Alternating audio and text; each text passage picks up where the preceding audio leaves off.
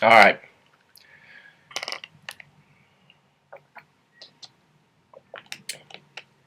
For those of you who don't know about this whole Fast and Furious thing, I'm going to try and break it down for you. All right.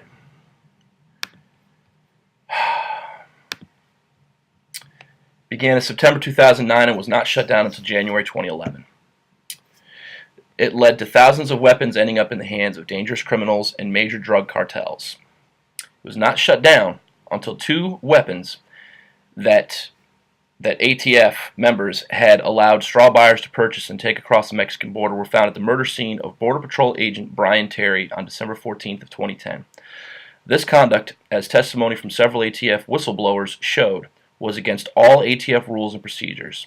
The well-known rule at the Department of Justice drummed into all prosecutors is that you never let your guns or drugs away from you in any undercover operation.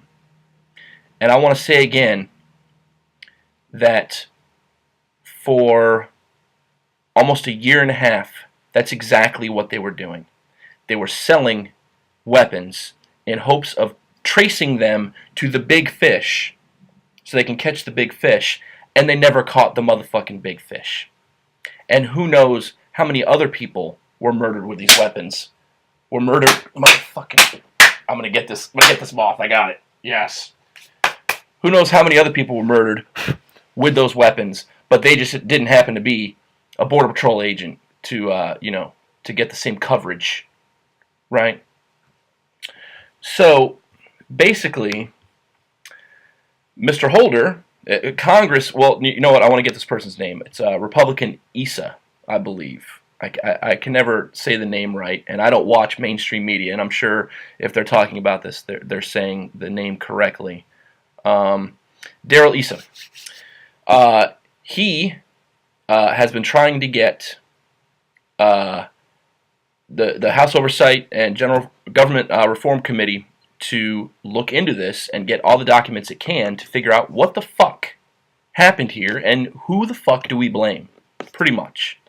And he hasn't gotten anything. Much of it, they've received much of the relevant information from whistleblowers, not the Department of Justice, including copies of 6 Operation Fast and Furious wiretap applications that Attorney General Eric Holder refused to provide. Contrary to the sworn position taken by Holder that the inappropriate tactics in Operation Fast and Furious were not initiated or authorized by department leadership in Washington, those wiretap applications, as well as other internal emails, show that the political appointees in the leadership, such as Assistant Attorney General Lenny Brewer, were well aware of the operation and the dangerous tactics being used. So basically what happened is Congress sat Holder down and said, we want the fucking documents. Well, the day before, he sent a letter to President Obama asking to use, I want to get the wording correct, asking President Obama to assert executive privilege to keep the documents linked to Fast and Furious withheld from Congress. Well, I was going to make this rant video because I was pissed off at that, because it's bullshit. But President Obama did it. It's the first time he's done it. He's exerted that privilege. And now, I want to read this right. Attorney General Eric Holder on Wednesday became the first Obama administration official to be held in contempt by a congressional panel. Ed O'Keefe and Sarah Horowitz reported from the House Oversight and Government Reform Committee hearing on Holder. A House panel voted Wednesday to hold Mr. Eric Holder in contempt for failing to cooperate with a congressional inquiry into Operation Fast and Furious hours after President Obama asserted executive privilege over the related documents. The vote was 23-17 to hold Holder in contempt for failing to share documents related to the operation run out of the Phoenix Division of the Bureau of Alcohol, Tobacco, Firearms, and Explosives between 2009 and 2011. So, at first I was going to make a rant video because I was pretty pissed off that the president decided to use his executive privilege to not let these documents be released, when basically what we're saying is is that these documents are basically covering up the murder of innocent people because guns were sold, which goes against what ATF, what one of their founding rules is, I guess. So, and Congress basically said, "Fuck you, we're still holding him in contempt."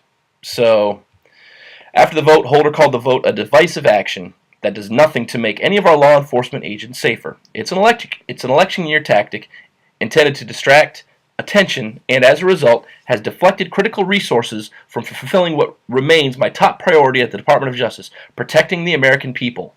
Who the... I'm trying not to talk loud because the microphone on this MacBook Air is very sensitive. Who the fuck does this guy think he is? I mean, seriously. Taking away from his main thing of protecting the American people.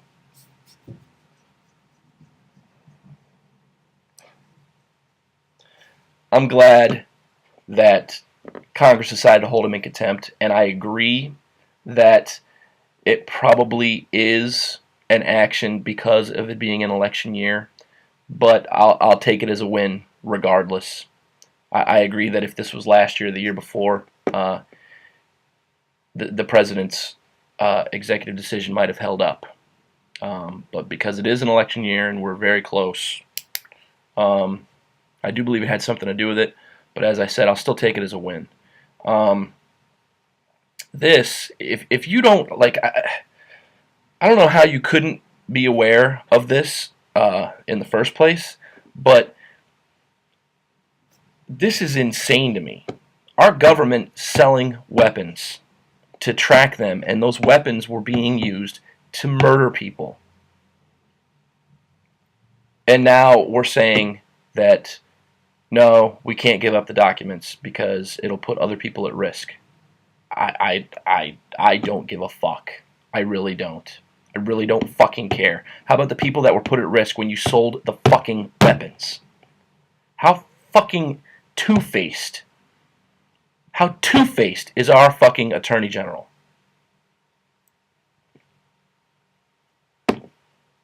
Yeah. Hope and change. Yeah. And Mitt Romney ain't no fucking better. Welcome to the really real world, people. Rant over.